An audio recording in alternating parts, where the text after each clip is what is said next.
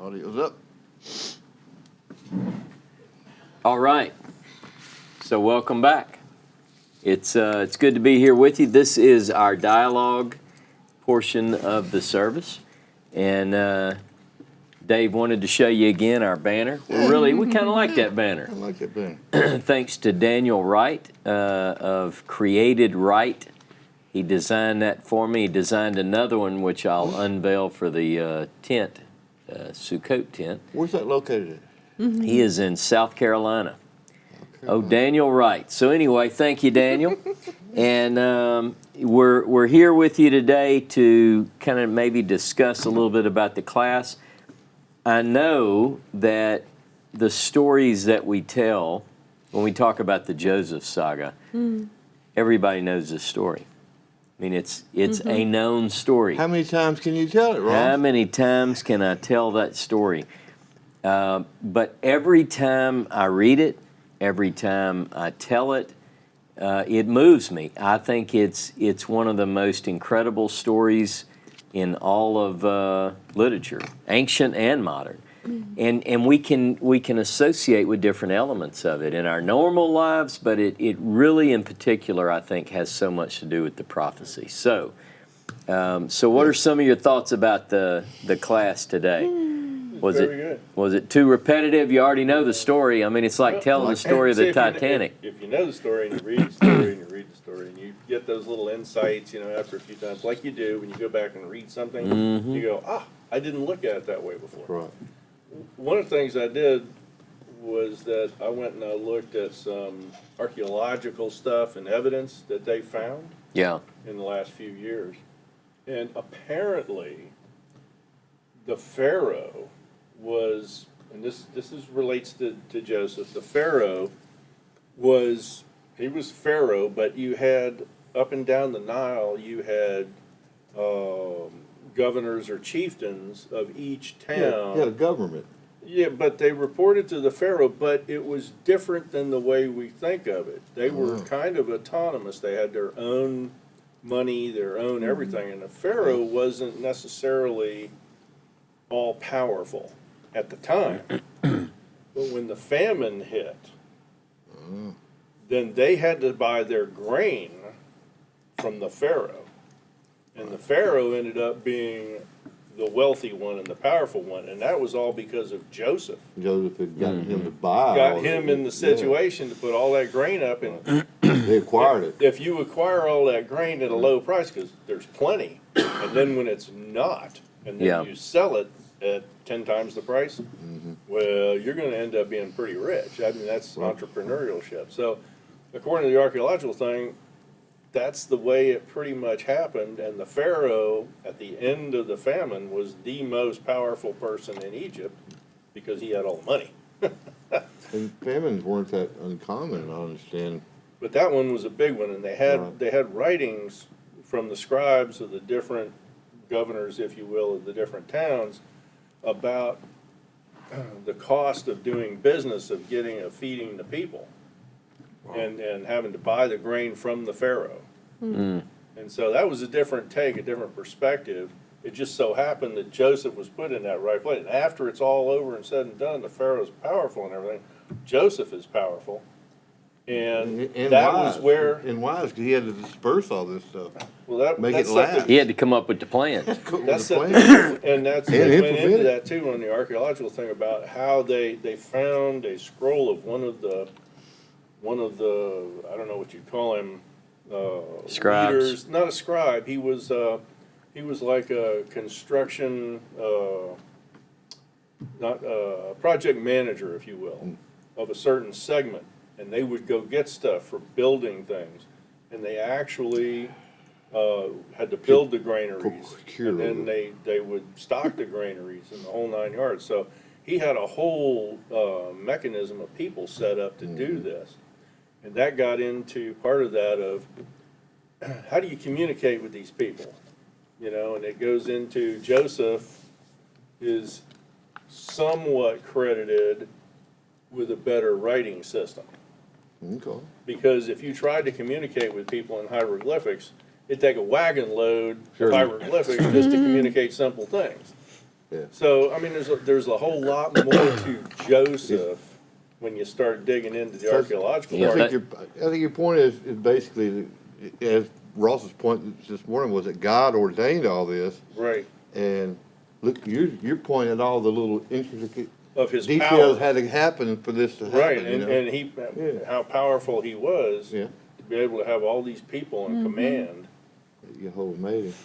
Well, It was just yeah. incredible. I'm working right now. I'm reading a book, Exodus: Myth or History by David Roll, and he was one of the major consultants on this show, the Exodus.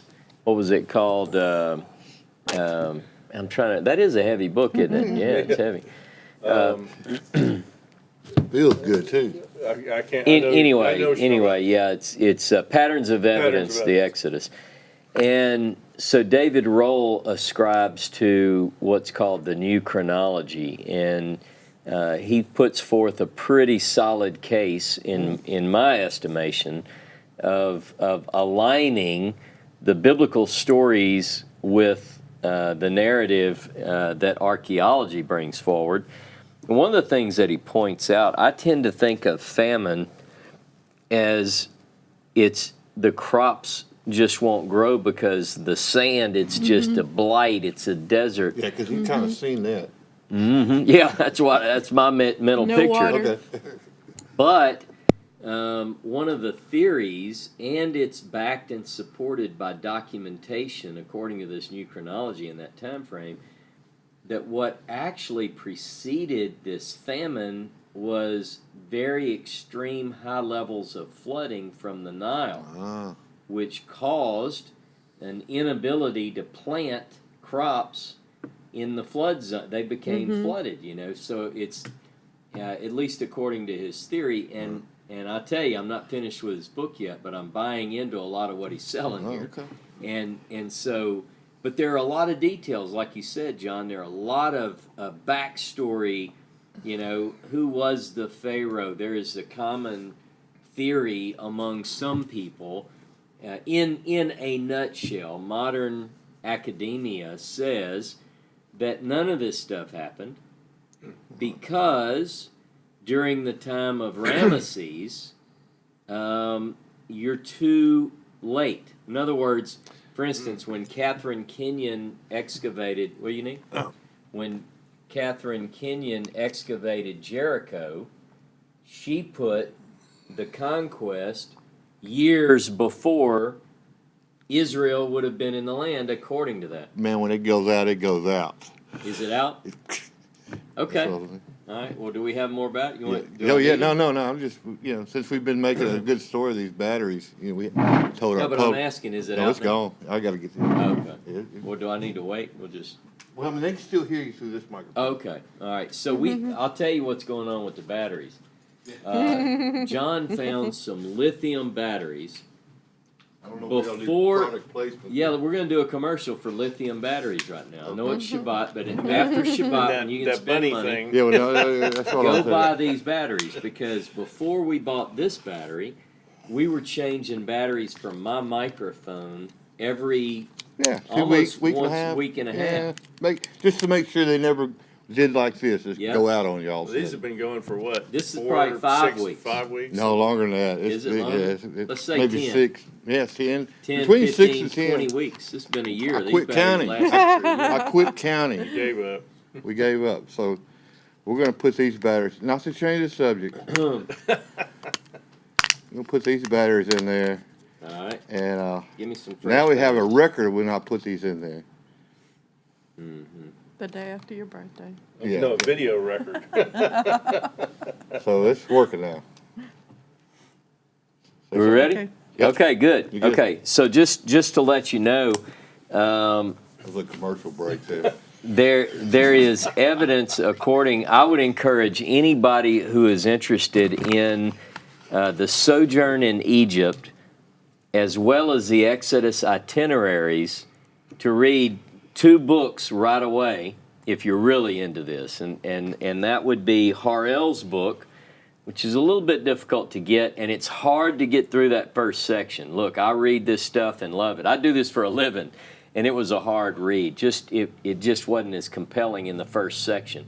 But when you get into sections 2 and 3, phenomenal. And then this book by David Rohl is very, very good, well I'm gonna have explained. to check this one out Yeah, after you finish with it. Of course, you don't never get finished with a book, right? I do. I'll let you read it when I'm finished, and I should finish it maybe today or tomorrow at the latest, depending on how the day goes. But let's just say that there's a lot going on in the ancient world, Okay. and if you align certain things, it makes sense. Everything begins to fall into place. That movie did a good job of explaining it in sort of a popular setting, and let's call it accessible. And this is a lot of the research for that film is in this book. So anyway, but the Joseph story is very, very moving literature, I would say. Yeah. We, if we were just a little bit better than we are, we could probably do a good movie. Yeah, There's people that do that. yeah. Do Or some live. documentary films or something. We do a documentary every could do week, it. We could sort do See, of. it. one of the things that we do is when we read these, we have the advantage, like you had pointed out several times. We have the advantage, we have the book, We need the right? Titanic song. We can look ahead into the next chapter and find out what's gonna happen. Where we're going, we can't do that.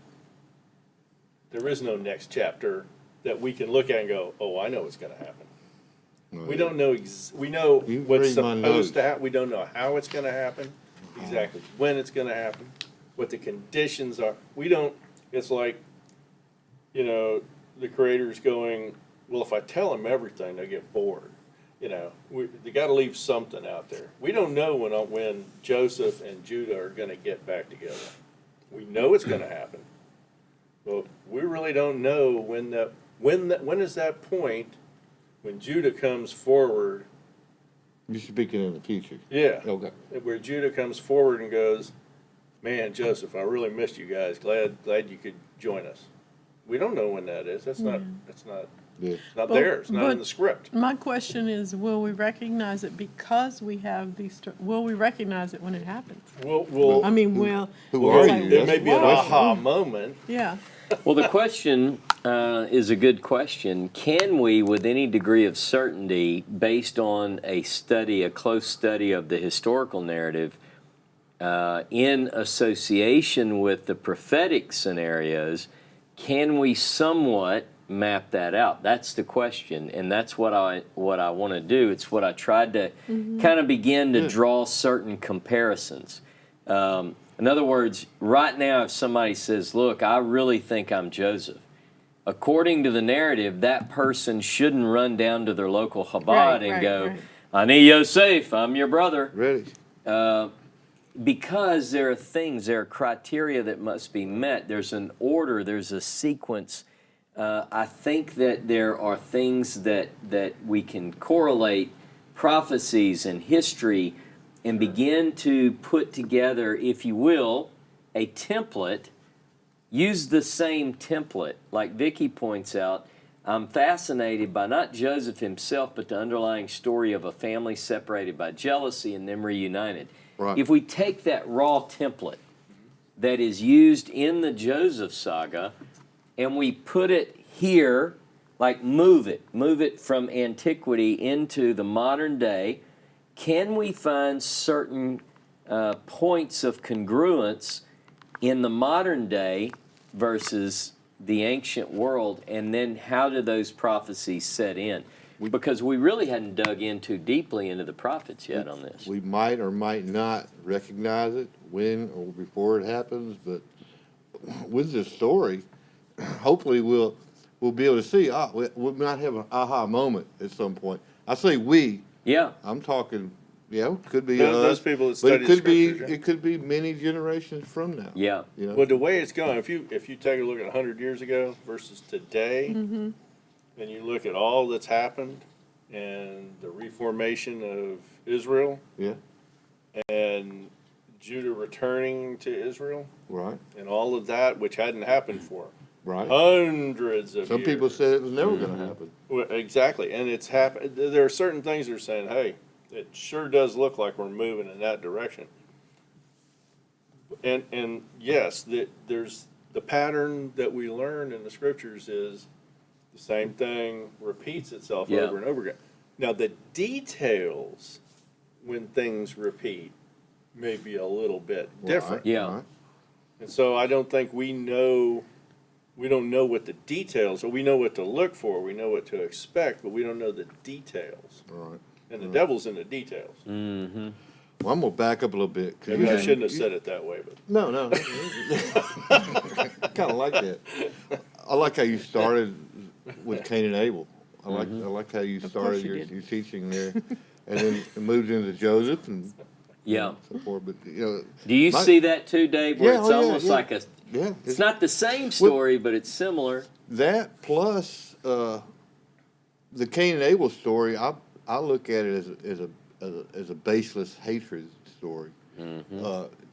Cain really didn't have as far as I can see, he didn't really have a reason to do what his thought pattern was wrong. That's right. And so it's a story of baseless hatred. The Joseph is a story of jealousy, sibling rivalry. He talked about that. So were they baseless in their hatred towards Joseph? Yeah. well, But you depends see if you're one Joseph of them, had you an may issue not there. think Yeah. it's so baseless. Joseph was instigating a little bit. But Whether Yeah. it's he not did or worthy of not. death. I mean, come on, you know. Yeah. I've never heard it portrayed the way Ross portrays it. Like, Right. look at my coat, guys. Right, You know, right, and, right. and there's probably think back to a bunch of teenagers, a bunch of kids, and how they treat each other in the same family. Some of the most brutal But we fights don't- I've ever seen have been Oh, yeah. between brothers and sisters. Yeah. But my point is, Yeah. we don't see that in the Cain and Abel story. Now, yeah, it could have been. Look at my offering. Yeah. You know, yeah, it could have been something like that. But anyway, you know, I see that baseless hatred, and then jealousy, and you know, and while you were doing it, I'm thinking, further down, there's probably other people that had bad things, good things happen to them, bad things happen to them that turn good. You know, that we hadn't gone into. It doesn't have anything really to do with our story here. But it's a story of redemption. So I like that. So Timothy asked a question: doesn't the nation need to be a Torah-ruled nation before this takes place? There are some groups who say that, like the Satmars and various groups that they want to paint it a certain way. But the question becomes, what does the template say? What does Scripture say? Did God wait until, before he gave them, according to the narrative, now if people don't believe it, then they don't believe it, but before they go into the promised land, were they solely dedicated to righteous living? What about during the time of the judges? What about during the Babylonian captivity? What about those times during, in other words, the question becomes, in the days of Ezra and Nehemiah, evidently God inspired Cyrus to issue a decree. Go, all of you who are among his people, let him go up. Were they in a holy, righteous state? Now, the Talmud gets into this. The Talmud asks questions. Of course, they associate this with the Messianic age. And so their question becomes, when does the Messiah come? This is like in Sanhedrin 98 in the Talmud. And there's this big debate. Is the redemption coming when y'all have it all figured out and you're righteous? Or when everybody is so bad, at what stage? See? And then each argument pulls in certain texts. Or even after you've been so bad, then you start being redeemed. You start coming into your senses and say, like in this story, yeah, his brothers were bad, Yeah. and and until they got to the point where they started having some kind of redemptive qualities, and then you know, the story says that's Joseph saw that. Yeah. If they hadn't had that, it would be a different story. So we're going to get into, as we begin to unpack the passages, about what comes first. Right. There are two texts, Zechariah 1:3, Malachi 3:7. Return unto me and I'll return to you. So there is a, As you turn, I will turn. there's sort of a teshuva, a return, a repentance that leads in. Now, what do we see in the Joseph Who story? starts turning first? Yeah, go to the Joseph story since we're keeping it in context. Right. At what stage did the restoration or the reunion of the brothers take place? If you look at the story, both, let's just say Judah and Joseph have come a long way. They've both been through their respective troubles and trials, and both of them are focused on the Father. So that would somewhat go back to this subject as when, on the timing, what comes first. Remember, the boys in the initial meeting with the interpreter between them and Joseph, they say that we've messed up. Remember, that's a confessional. That's almost like demonstrating repentance. And real quick, to answer your question, what came first was actually from the brothers' point of view, what came first was their hunger. They got hungry. Yeah. That was led them to. It was suffering came first. And Yeah, if you so look yeah, at it, that's pretty kinda- much you had to have suffering before you turn back to repentance. In all the cases. Seems to. That's kind of what I'm saying here. Mm-hmm. But that's from the brothers' perspective. Yeah. Yes, something drives it, and it's a famine. And I don't think it's a stretch to associate a latter-day famine. Of course, we have real famine, like shortage of food in the world, physical food. Right. And I'm not one that takes everything physical and transposes it and only focuses on the spiritual. Meanwhile, there are still hungry people, like literally starving. But However, you have scripture to back that up, though. Yeah. You do. Yeah. yeah, however, there is this idea that there will be a famine in the land in the latter days, saith Jehovah, not a famine of bread and water, but of hearing the words of Jehovah. And people, it pictures it. People are running to and fro trying to find the truth. Now, are we there yet? Are we Some hungry? might say, Are you hungry? huh? Are you hungry? Yeah. What if people really began to hunger for the direct message of Scripture directly from God? They're searching for the Word of God. I believe that's what Amos is saying is going to happen. Presently, a lot of people are being fed by things which are not directly God's Word. They may be, Right. other things, but they're not going to satisfy when you're really hungry. And to put it in the perspective of the day's world, we've got a lot of diets going on. A lot of diets going Yeah. on. I've seen different kinds of diets. I'm sure you guys see. So yeah, the spiritual diet. How do you cross that over? So you think there's anything outside the Bible that is worth looking at? I mean, just Inspirational. Yeah. so just inspirational stuff. There's Um, nothing outside. You don't What think. What do you mean? Like more specifically, I mean, there are a lot of things I that get what are you're saying. good. A lot of things that are good. For me, as far as discerning the times and understanding the redemption that's coming, for me, my focus is the Bible. Doesn't mean that other people's focuses are all wrong. That's right. But for me, and I'm so absorbed in it that I don't take in a lot of other things, but there certainly could be other things which are inspiring people or moving each other to correct the world. And so, look, there are people who aren't even religious who are doing good in the right. world. That's right. People that don't read their Bible, that help the poor, that help the... All those things are part of a redemption of the world. But biblically speaking, I draw a distinction about bringing this whole thing about.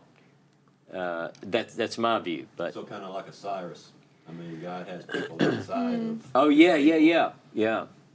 that Yes. He uses to bring Very, in very likely. other things into a biblical account. So Uh-huh. It may be I think we going got on to keep that today. in account. In other words, I think I get your can't point just shut that everything we out. Some would- people say New Age stuff is Right. is Satanist or Yeah, it's of the devil. whatever. Yeah. Yeah. Humanistic. Yeah. An excellent point, Mark, is what you just made. Cyrus, is used by God. In Isaiah chapter 45, he's even called Jehovah's Messiah. And this gets me because a lot of people who go, here's the Messiah, he's going to be a son of David, he's going to be this, and they go through and they list it all out. Yeah. What they fail to do is recognize who it is that Jehovah chooses and calls the Messiah. They might not be checking things, they might be erasing things. Oh, this can't be the Messiah. Because, So I'm sitting here pondering, Uh-oh. what is Joseph, figuratively speaking, as the leader of the 10 tribes? What is Joseph good at? I mean, not this Joseph, but the tribe of Joseph. No. They're good at idolatry. That's why they got kicked out of the land. It's like they went to idolatry. The land, God got them vomited out. So what did they do? They went, and I was even reading about it earlier today, where even Moses said, Joseph is going to push his people to the end of the earth. So these people have moved out across the globe as idolaters and other things, and then there's an awakening where they come and they want to know what is the truth? What am I? And they start reading the scriptures, and they go, and what's the scriptures about? It's about Abraham and Abraham's seed and all that. And so they start looking back, and you get this looking at Judah and saying, well, this is an example of what I'm supposed to be. A lot of people are doing that. Yeah. And they want to convert to Judaism.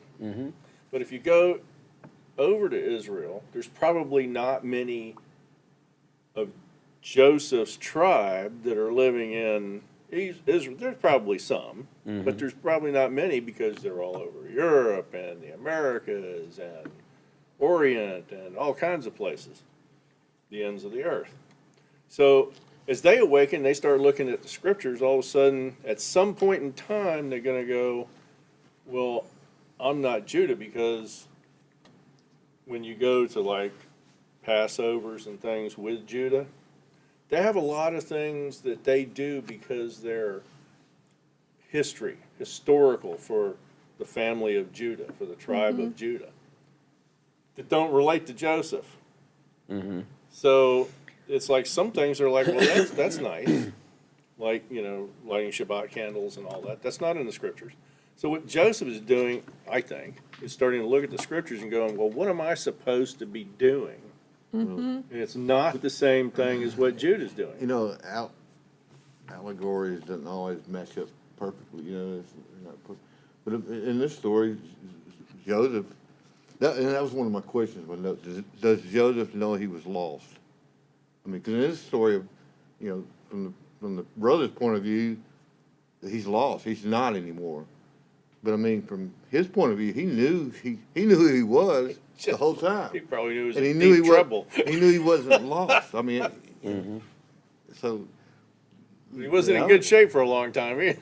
Well, he Well, I probably, mean, he went through a lot. He knew he was lost to his father. I mean, Yeah. he knew Well, His family. If the you look at the chances name, of He- him coming back. Well, we've talked about this before. Could he have any time gone back to his father? there was even an article I read back in the 80s or 90s. It was in Bible Review. Is why didn't Joseph go home? Yeah. I mean, so he was. Yeah. There's a I route. read There's an that. I ancient read route. that. It's Yeah. like all you had to do was go back. Yeah. And, Right. But I think there is a realization at some point in the narrative that, okay, because by the time the reunion takes place, he said, look, I was sent here to preserve life. He realizes as the plan unfolds that he's going to be used to bring life. And to add to that, I didn't really study this, but you're saying he was 30 years old when what happened when he took over? Yeah, Or- when Pharaoh he's gave him the job. appointed, when he's only appointed 30, as Grand Vizier or whatever. yeah. And you guys study, so the timeline wise, what time? How long has he been there in Egypt? He's, Do we know? remember, An it's, idea, a guess, yeah, you know. we know exactly, 13 years, because he's 17. He's 17. He's 17 in chapter 37. And what's interesting about the story of Joseph, He's 17 when he's stolen away. He's Wow. 30 when he gets promoted to this position. And then Jacob Jacob and Joseph. Jacob spends the first 17 years of Joseph's life with Joseph. Does that make sense? Yeah. Jacob spends the They were first together for 17 years 17 of Joseph. years. Yeah. Now, Jacob then comes, we're going to get into this. Jacob then comes to Israel and spends the last 17 years of his life with Joseph.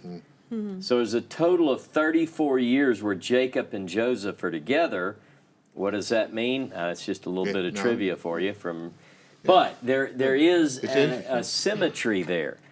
And what we begin to notice is patterns within the scripture that are written to show us and to illustrate certain things that we can align.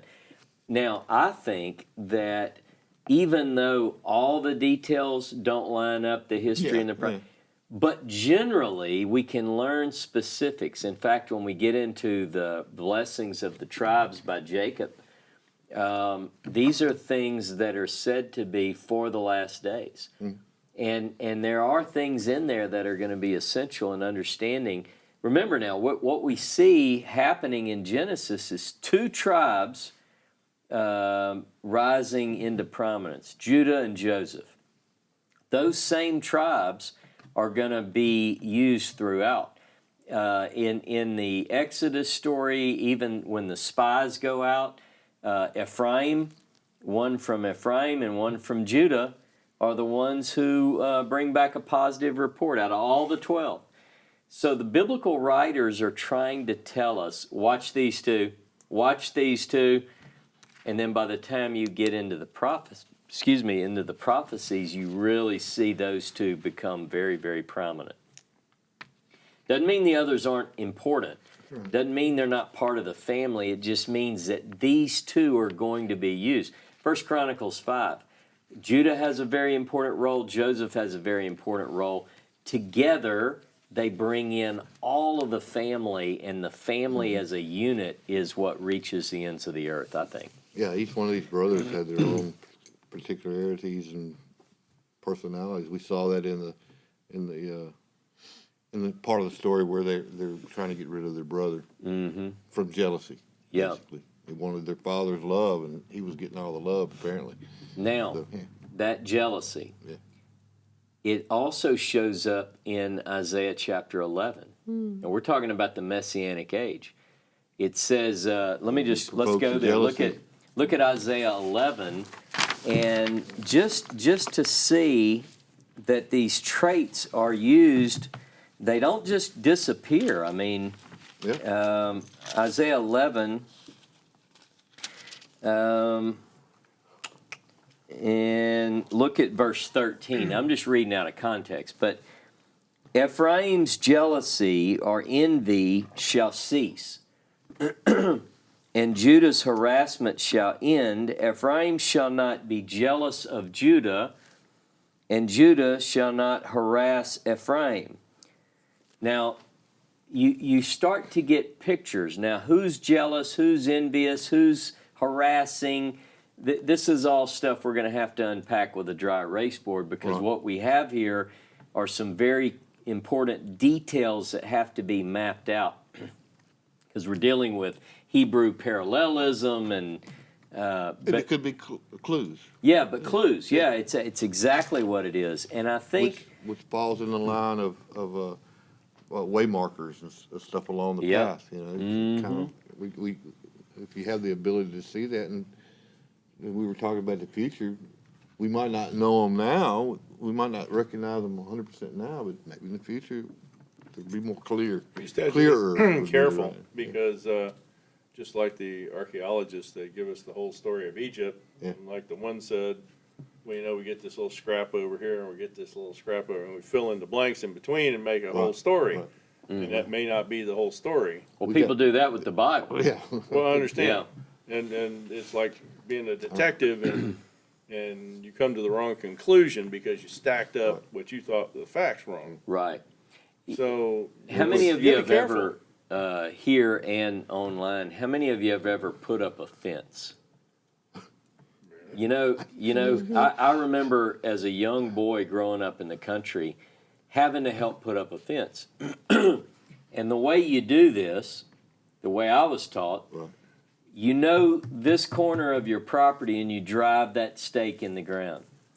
And you look down and your dad or whoever is standing down there and he's putting a stake at that other end. Now, the next job is to line those stakes up because you want your fence to be straight because your property line is straight on the map. Right. Yeah, work with me on the No, analogy. it's fine. So then one of you gets in the middle of those Right. two You gotta poles, put a stake in the middle. and this is what you do. You put the stake in, and the other person's looking from that end to that end, and he goes, this way, Right. Or you run a string. this way, But- yeah, or string. But you line it up, and then you work your way down to We get do that because I was in marching band. We'd have to do that as we were marching, as the group's marching. You see the person next to you. Yeah, If you can see the person next to him, then you're out of line. yeah, yeah. You know, so you get it to where you can't see. And hopefully everybody's doing that. If everybody's doing that, it's a straight line. That's right. But yeah. And it's important to your point, John, that we don't just take one fence post and chart out the course. You know? Remember that job we had I don't know. of putting That's that why I fence, laughed. That's why I laughed. putting that fence up, and you did that one side, and then I said, I don't know "Dang, which fence she's shouldn't we be talking about, running but a it line?" could have been any one of them. That's Look, crooked. Hey, but that's a good example. We do things in life sometimes, and we learn from them, and then we go, "Wait a minute, I know how to do it now." Right. It's important for us not to force puzzle pieces where they don't That's go. right, I that's put right. puzzles together with Puzzles. my grandkids sometimes, and one of them will inevitably say, "Oh, I found it," and they'll put, and it doesn't quite fit, and they're trying to mash it. You're like, "Don't mash it." Yeah. Make It force it doesn't to fit. fit. Force it. Let's the get right the word. outline first. What I'm doing with this teaching series, or attempting to do, let's get the outline first. And then we begin to look for colors. Like if in this puzzle, if there's a beautiful stretch of blue sky, I know the blue pieces go with the blue sky around the edge. We're going to start filling in the puzzle, and hopefully as we work through this, we'll start to see, I get it. I see it now. And that's what's so important about this. There are people who force things in and it just doesn't work, right? So I think it's essential to do this. Now, we could have jumped right into the prophets, and I could have said, you know the story of Joseph, right? I mean, everybody know that. We're just going to move on. Well, all of this stuff is stories that we're somewhat familiar with, but I think it's very important for us to go back through and discuss these stories and pull in various pieces as we go, and that way people go, that's where that goes. Now, the pace is going to pick up. You have to lay out the foundation and build that really strong, but I think as you pull in the prophecies, it really starts to click, starts to make sense. It's there's a lot of things in that story here we could discuss. I like also the language barrier there. You know, that so we have the Tower of Babel that happened between the Cain story and this story, and so now you have this language barrier that is used. God uses this, Joseph uses this, however you want to look at it, to make this story work. You know, yeah. Yeah, and we see that, a lot of people who are inclined towards the people in the land of Israel, there are times where my modern Hebrew is not that great. Right. I mean, it's just not. But I'm getting better. Yeah. And my ear, I'm picking up things. Yeah, you And start- there are times where I'm in a place in Israel, Right. and I hear people, and they think I don't know what they're saying. That's what I was going to say. And I can pick up on a bit here and there. It's not that I'm eavesdropping, understand that, but just certain words. Yeah, they just understand. think that I don't know. And and in this story, it is really remarkable because they don't have the foggiest idea who the man of the land is, the Lord of the land. Turns out, he's the Lord of the dreams that they put in a pit. And I might add, they didn't, because this was another thought was when you were telling the story, is these brothers really didn't know what happened to Joseph. They knew they got rid of him. That's Yeah, right. he was gone. So more than likely he's gone. He's gone. Yeah. They don't know. Well, you They don't said know. most times back in those days, I'm pretty sure if you sold somebody in a slave, Yeah, you were gone. God's hand was upon him, so he was picked up by They forgot that though. the captain. Mm-hmm. They didn't know that, Well, but I told mean, them. he got bought by the captain. Yeah. Part of the problem. He got bought by somebody influential. A lot of times, if somebody was sold into slavery, they go to God knows who, and they'd be Sure, worked to death or killed not working properly. Last place you expect to find Joseph Right. if you're Judah and the boys is Sitting next to sitting the next Pharaoh. to the Pharaoh dishing out food. Turns out, Or just in place of the Pharaoh. Pharaoh was off. I fishing or mean, so whatever. when they sold him into slavery, they figured he Yeah, really no, did that's become my not. point. They didn't know. They thought he was dead. and They what's didn't so think it, yeah. what's so powerful is the image that I get in my mind when I put myself in the text. And I watch Judah walk up to Joseph, and he says, "Please, my Lord, don't be impatient with me. You have to understand. Here's the deal. My father had 12 boys, 2 of them by one woman. One of them is not. He's telling the one that is not that there's one that is not. He doesn't know it's Joseph yet. And he says the other one is the only one of his fathers that was from that woman. And if he ends up like the other one, my dad's going to die. You have to believe me." And look at that from Joseph's point of view. It's his blood brother, full brother. Yeah. You know, his other half brother, Yeah. but full brother here. He wants to see him. And you know what he also, I think, He'd never seen him. just knowing the story as you all do, I think Yeah. Joseph is thinking they've learned. They will do anything it takes so that another one isn't lost.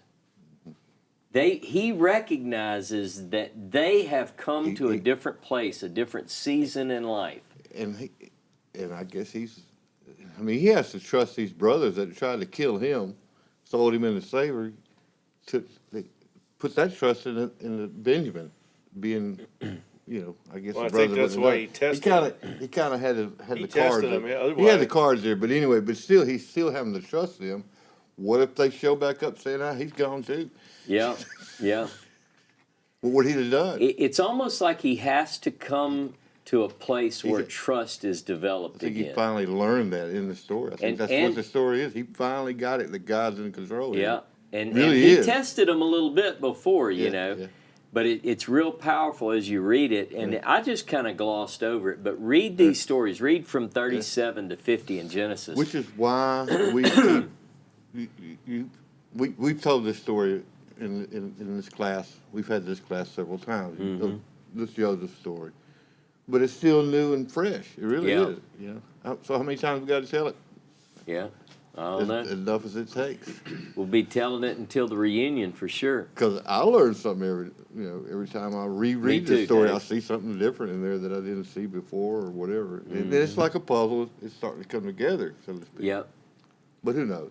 The answer, or not the answer, because I don't have all the answers. But his subjective thought here is that not all of Joseph, not all the members of that tribe that were expunged Okay.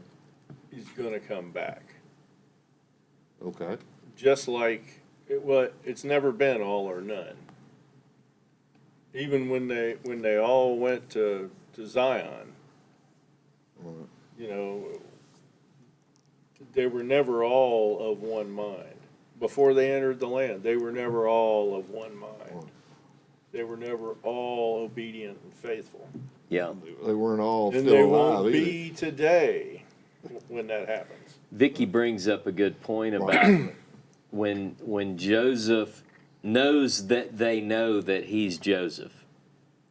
He could have said, "Now it's time for payback, Oh, boys." yeah, it could have been bad. You know, put their tail in jail for 13 years. You Yeah. do this, do that. I don't Well- think that would have been as bad as what he did do to them. Yeah. I mean, he really, He put 'em changed through the their ringer. life. He changed their life. But he does say, "Look, Yeah, he could have don't done be it. troubled. Yeah. Don't be troubled. You didn't do this. You did it, but you didn't do it. could've- God did it." He could have got some, and what she's saying is revenge. He could have Yeah. really got some hardcore revenge. I mean, he had Mm-hmm. the ability there. Yeah. But he didn't. He didn't. He does it the right way, and it really, really helps because it shows that they've all grown. Yep. Joseph Yeah. has matured. Judah has matured. The brothers have matured. Now, they're rightly concerned that his response, their life is in his hands. If he were to issue the order, they could all be killed. Their Yeah, but, father's life was in his Joseph's hands been too. there too, and that's part of that maturity. He spent a lot of time in prison. He spent a lot of time under the yoke of being, Yeah, we had a baker and a bread a cup holder with him. well, yeah, but I mean, he was in I know. jail a lot. Yeah. He had to figure out, what's happening to me. Well, how He'd am I been falsely surviving? accused, also. Right. Yeah. I mean, so he left the Fake news got him. captain of the guard's house, and Oh, is yeah. escorted by him to prison. So I mean, he's got a little bit of humility too, and he, Mm-hmm. these are his brothers, and they've come to. Everybody's grown up now. So I think he would have been loath, really, to send him to go back for 13 years for what he went through. Vicky asked a Put him in a question. hole. Put him in She- a hole, yeah. She's looking at Genesis 45:5 in the JPS. So I'm looking at it in the Hebrew now, and very literally it would be translated. This is what Joseph tells to his brothers, because they're like blown away when he's just told them, "I'm Joseph." Like jaws are on the floor, and he says this, and now, don't be hurt, or don't be grieved, I guess is a way that you could put it, and don't be mad or angry in your own eyes. In other words, don't beat yourself up. Don't be mad at yourself, because you sold me. Behold, you sold me here, but for life, I was sent by God before you. Yeah, straight out. Yeah, so and that's real literal. That's just Yeah. me going through the Hebrew. So don't be grieving.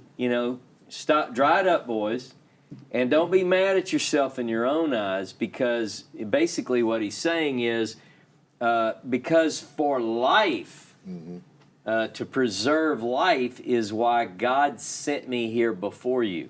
So he's saying, look, they know and he knows that they did a bad deal to put him there. Their intents were not good, but He was shaking and it. Vicky's point earlier was we ought to think about that and not be so rough on brothers or sisters, as the case may be, because quite often we view things a certain way and we might get mad. Look, there are times as friends where someone could do something, and Dave might do something, and he might even mean to do something mean to me or me to him, but if the other one doesn't assume that and says, well, maybe I'm supposed to learn something from this, or maybe there's a reason behind this that I don't understand yet. Here's a good rule. Assume the best in Wait people and wait. and chill out. Chill out and wait. That's Chill out and wait. Because if you love somebody, if there is a unity of friendship there, look, things work out. And you know what? usually if we don't overreact, That's right. look, Joseph had every right. He had every right to be however he wanted to be, I guess. I mean, if you think about, Yeah, the only opposing view I could have in that, if I want to play devil's advocate, is that he had already told him a dream about, you're going to bow down to me when he was younger, yeah, and I'm sure he's thinking he could have just said, you remember that dream, boys? yeah. Hey, you boys on your knees right now. Y'all remember He that just had dream to- I had? I told you I'll be bowing down to you. See? Yeah, so, according to the story we have it, he didn't do that. And you Oh, pointed- that ought to patch things up really big. Yeah. Wouldn't matter. I mean, he could have. Diplomacy He coulda. here. We got diplomacy going. He's But he learned that too. doesn't bring that up. That we know of. I mean, It's, He didn't have to. He Those didn't brothers- have those to. brothers remembered it. That's the other rule. So, yeah. Yeah. That's the way that went. And then later on with the 10 tribes, those 10 tribes become an affront to the Creator with their bad ways and idolatry and all Yeah. that. Yeah. It's not like Joseph, who wasn't really, he was an obnoxious teenager, but he wasn't really a bad kid. He told the truth. He wasn't really a bad kid. Right. Whereas you take a look at the tribes, when they were told, all right, everybody out of the pool, is that they were bad. And it wasn't just the 10, by the way. Yeah. Well, All of them. Yeah, Yeah. all They of got them. into some But they serious were they had to idolatry. go first. Yeah. They were really bad. So the blessings were chasing Joseph down back in the early story, and then the curses are chasing down the Yeah. Joseph His and the descendants, yeah. And so now Time seeing. being in a bad way with the Creator is like, go. And so they're out. So I'm trying to reconcile the Joseph in that time, of the time of him and his brothers, to his descendants who were expunged and had to go places, forgot who they were, idolaters, did all kinds of things, various religions and all this other good stuff, animal sacrifices, dogs sleeping with cats, all that good stuff. Anyway, how does that comeback happen? You see what I'm saying? Yeah, I do see what you're Because saying. it's not the same. Is it or is it not? Because you could say it isn't, but we have some key points. This is where we need a dry erase board. You have an exile. Joseph is in exile. And we find that God has a reason for Joseph being exiled. Now, forget every little detail matching, but if we find out by studying the historical narrative and the prophecies that God had a reason for exiling Joseph too. I've had times where with 6 kids, I've gotten on the wrong one before. Oh, yeah. And they say, I didn't do it this time. Yeah, you don't believe it? I know you think I did, Zach. I know you think I I knew did. exactly who you were But talking it about. wasn't I me could have this done it, time. but I just didn't do it. I I'm telling swear you. it wasn't me. And you know what? Sometimes in my younger years of child rearing, I've matured, but I would generally say or think or both, but I'm sure you've gotten away with something Right, before right. so just take your medicine. But there is a reason for the exile. And even if we say, well, Joseph is just a hapless person who just happens to be used and all these things happen, and the tribes earned every bit of the bad that came to them, you might be able to say that to some degree about the initial group that goes into exile. My question, though, would be, are all that are caught up in that exile guilty of worshiping idols and all of that? Probably or not. Probably not. Because it's not an all or one, just like it wasn't That's for right. anything else. That's right.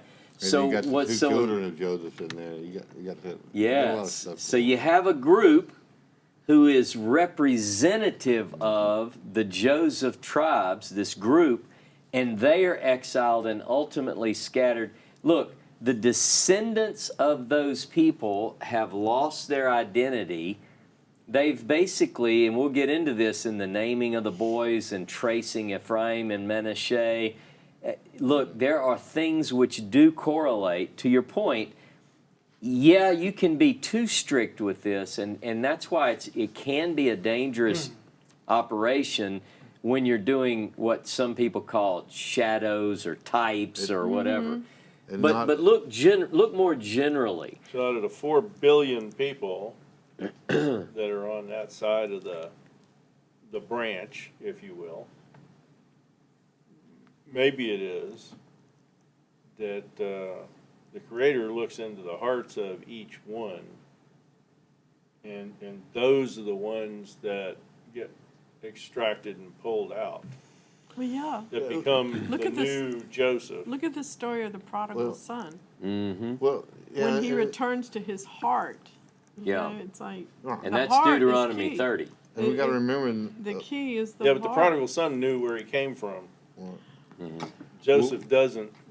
we got to remember too in the exile on the tribes that were exiled.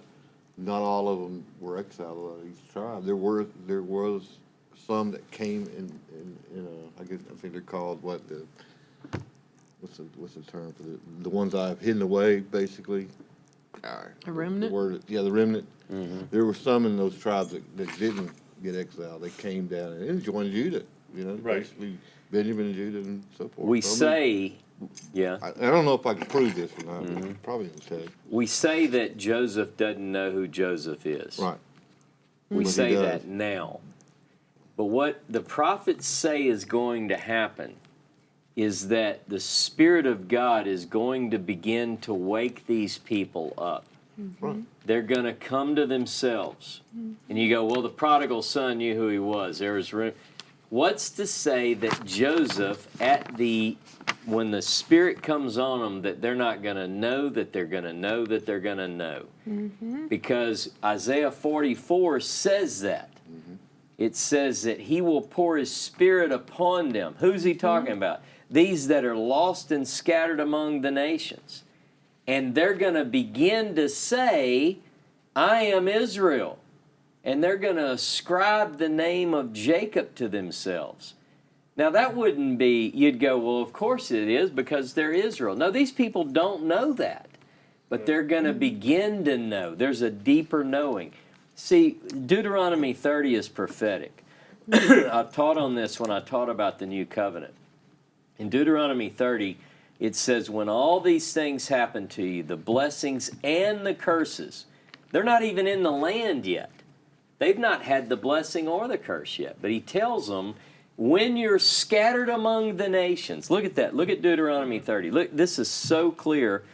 And they don't know, but this is what's amazing about the prophecies, is that they will know. Now, you're going to have people scoff and go, you don't know, you can't prove that. Well, just read the text. Deuteronomy 30. When all these things happen to you, the blessing and the curse which I've set before you, and you take them to heart amidst the various nations to which Jehovah your God has banished you, and you return to Jehovah your God, you, your children, heed his command with all your heart and soul, just as I enjoin upon you this day. Then Jehovah your God will restore your fortunes and take you back in love, and so forth and so on. It's the greatest chapter in all the Bible. It's my favorite chapter.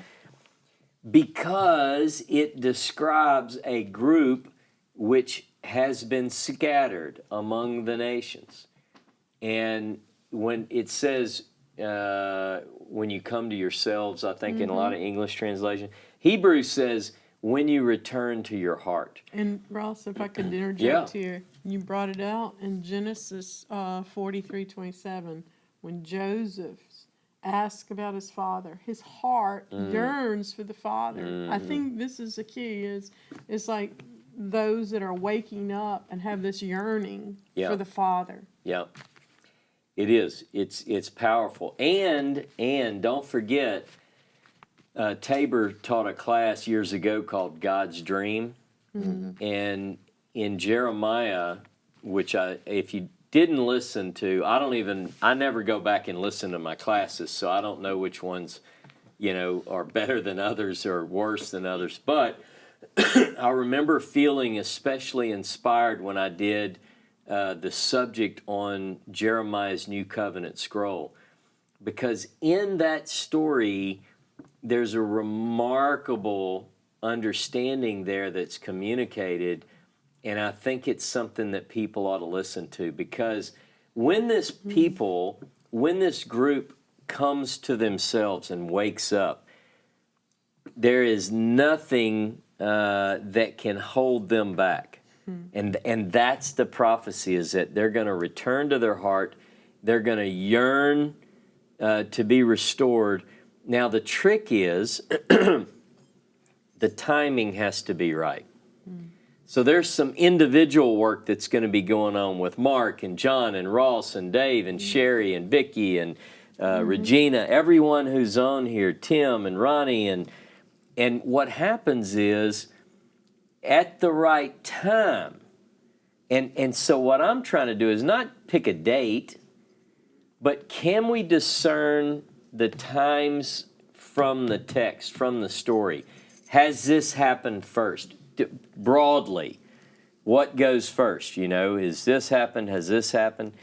The prophecies, I think, can be pictured. You remember the old overhead projectors where you could use a sheet and have a map on the wall and go. Yeah. I think of the prophets as applying certain information, data, to these stories, and we can go, I get it. A clear example is Hosea 12, where Hosea is telling us that when God spoke to Jacob at Bethel, he spoke with us. Right? He's saying to people in a later time. There's another text that comes to mind. In Deuteronomy, when the Torah is given, Moses says in Torah reading Nitzavim, look, this message isn't just for those of us who are standing here today, but for those who are not here today standing with us. In other words, the message is going to reverberate in the souls of people many, many years from that time. And it's going to be an awakening. It's going to be a revival. What I imagine and pray and long for is a revival that's going to shake the world. Nothing less. I'm not talking about a fake revival. I'm not talking about people trying to conjure up, and I'm talking where God literally moves on the hearts of his people who've been scattered and lost and saves them from everything that they've been through. They might not all be religious people either. That's right. That's right. Well, after Okay. all, they are the tribe of Joseph. Sorry. Huh? After all, they are the tribe of That's Joseph. right. That's right. We live in an amazing time, and I think that across the globe, people are beginning to respond, but they're hungry. There's a famine in the land, not of bread and water, but of hearing the words of Jehovah. And look, the words of Jehovah aren't my commentary. It's right. not my class. That's not the word of Jehovah. This book, I believe, contains the words of Jehovah. So I can hand it to Sherry, and Sherry can do it, and Dave can do it, and John and Mark and everyone out there, because this contains the plans and purposes of Jehovah for the world that we live in right now. Look, I don't care what politicians say. That's right. I don't care what other preachers say. I care what this says. And I look at it from all different angles. I've studied academically, religiously, nothing. Look, I have some great commentaries by brilliant sages. Those things, and don't be offended, No. those are nothing compared to the purity of this. Right. And then you have to tack on wisdom and maturity, which is what we see in this story here. Joseph, he became very wise. He started out pretty wise, but he became very wise Yep. and mature. He knew when to say things and not say things, so to speak. He knew what would happen. So, and we have to take that same approach in this story if we want to deal with the future on this. We have to have the ability to see somebody that's spiritually hungry, I guess, if you want to put it that way. There's a drought, a spiritual drought of the Word of God, and be able to sometimes apply there's that. You know, a you depth can't of just throw character. the Bible and say, "Here, read this." Yeah. You'll figure it out. Yeah. You can't do that. You know. Yeah, it's a big book. You know, that's what we did when we were young, though, right? I mean, I did. I mean, Yeah. that's all you got to do. But there's to speak to Yep. to your point, there's a depth of character Yeah. to not only the characters in the story, but to every character. In other words, the things that Right. matured Joseph weren't Sure. just what we read, but They each have their step back. problems. Yeah.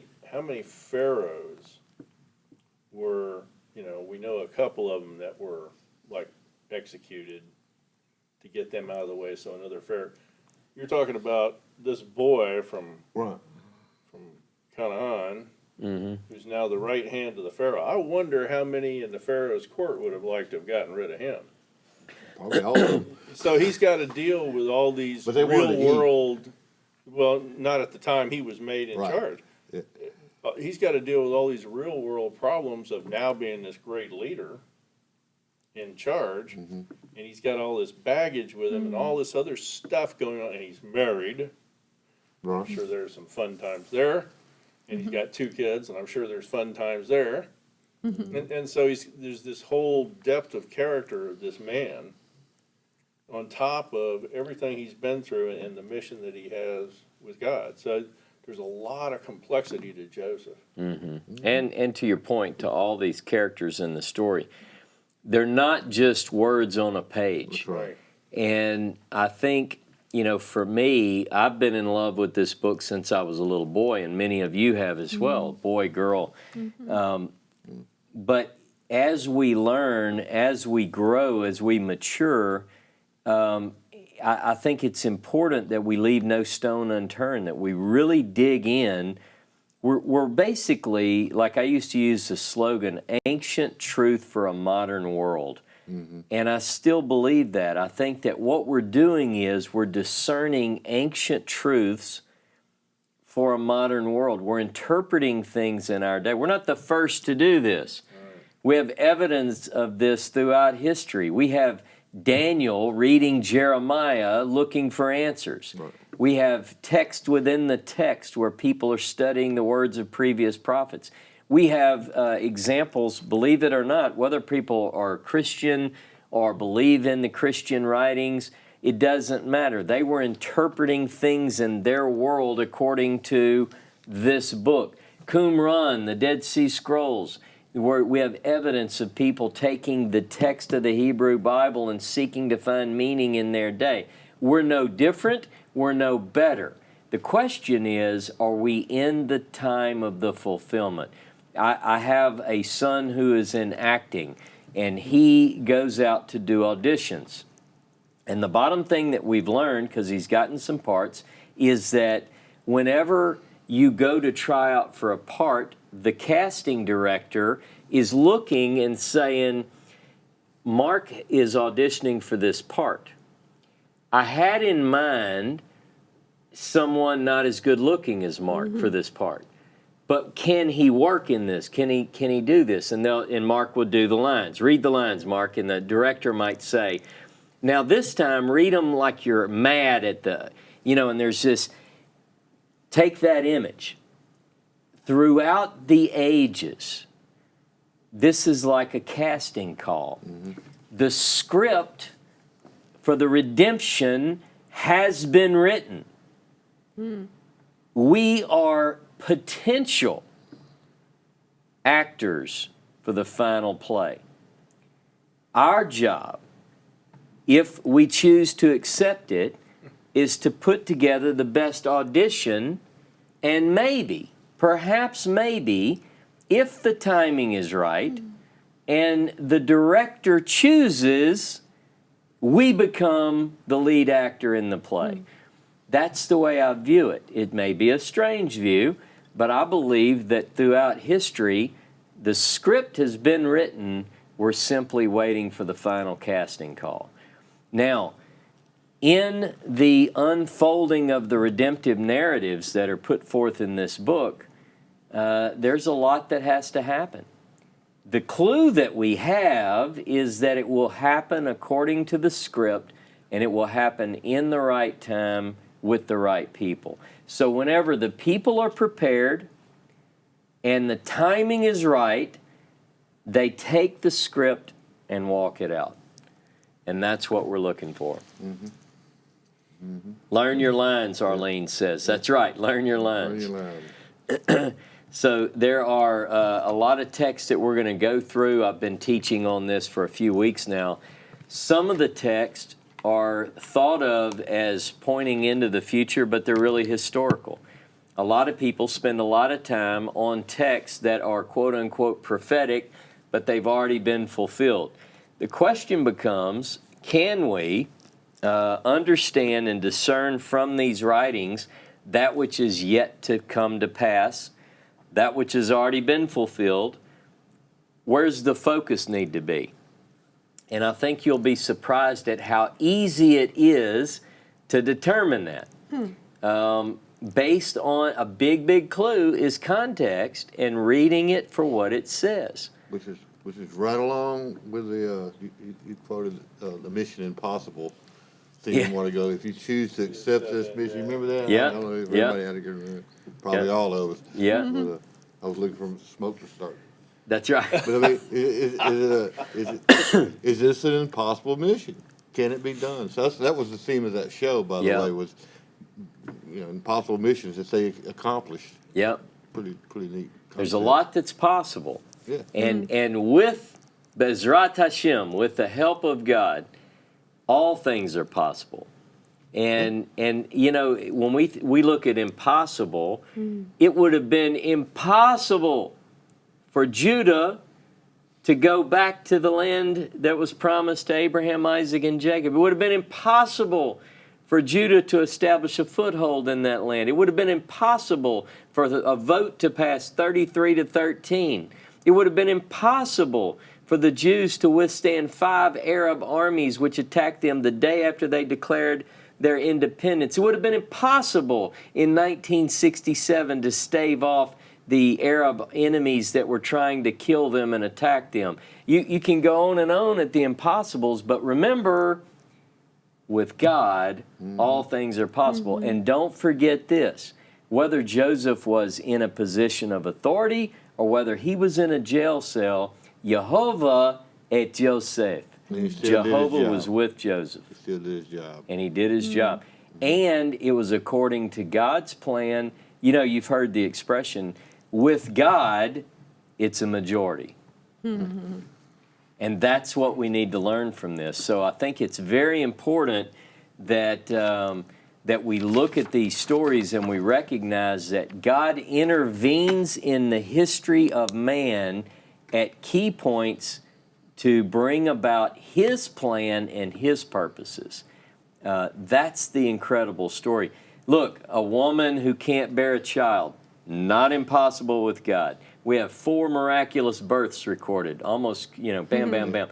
All of these things happen to demonstrate that God is in control, working behind the scenes. The good and guiding hand of Jehovah is literally making this come to pass. So there is no doubt in my mind that all that is written that has to come to pass will come to pass. So in a group of brothers, there's always one. In other words, Lee. well, there's there's a thing going on between two of them. So I wondered, I've often wondered, and was wondering today, Simeon. I wonder if back in the day, he wasn't the one that was prodding Joseph the most. Because, it's like, well, I'll just hang on to Simeon, the rest of y'all can go back. May have been, yeah. That would have been an aha moment for Simeon when Yeah, he think found about out that that's one for a Joseph. second. Oh my goodness. He Well, could've you know, killed it's me. funny You had to because pick one of them to stay up. Had to pick one. the question is, are there details in the story? Now, remember, he's already heard Reuben say, I told y'all, this is all because we treated the boy bad. So he knows Reuben is already repentant. Who's the next on the list? Simeon. Has Simeon repented yet? Maybe he didn't hear any indication. Maybe he's going to take the next oldest. But he lets Reuben go. He's heard Reuben's. So, Yeah. you know. Maybe it was Simeon was one of the ones to say, let's kill him. You may You know, be. who knows? Might have been. Yeah. Hey, But, I can see both sides of that. Well, y'all trying to put these pieces of this puzzle into this. Smashing them in. Smashing them in. As No, Russ I says, like. I never thought speak of where the that. Bible speaks, be silent. Yeah. But there is a lot But he of did room. keep him. He did keep him. There is, yeah, that's true. There is a lot of room for other thoughts. What it could have been, maybe it was, maybe it wasn't. You know. Okay. Well, we have one more Sabbath of teaching like we're doing right now, and then we have the conference the next week. So we're under 2 weeks until we get together here in St. Francisville, and hopefully many of you are coming to join us. We will broadcast certain parts of that weekend, and we'll make sure we announce that in time. So if you can make it, make it. If you can't, I understand. Look, not everybody, and that's why we have this online, because not everybody can make it. So we do appreciate your support and your friendship. We appreciate you joining in. That is support, by the way. So please feel free to share these videos with others if you feel like some of your friends would benefit from it. And I look forward to seeing you again next week. Same time, same channel. Any other good words of encouragement before we leave? Just looking another forward to meeting a lot of the people that, you know, I've seen text from and getting to know you guys face to face. And Yes. the big thing about this, Dakota, is we get to socialize a little bit more together and actually get more of a group identity Yep. with us. A That's cool. community. That's right. Community. So Shabbat Shalom, Shavua Shabbat Tov. Shalom, We'll y'all. see you next week right here on Facebook and YouTube Live. See you next week. Right.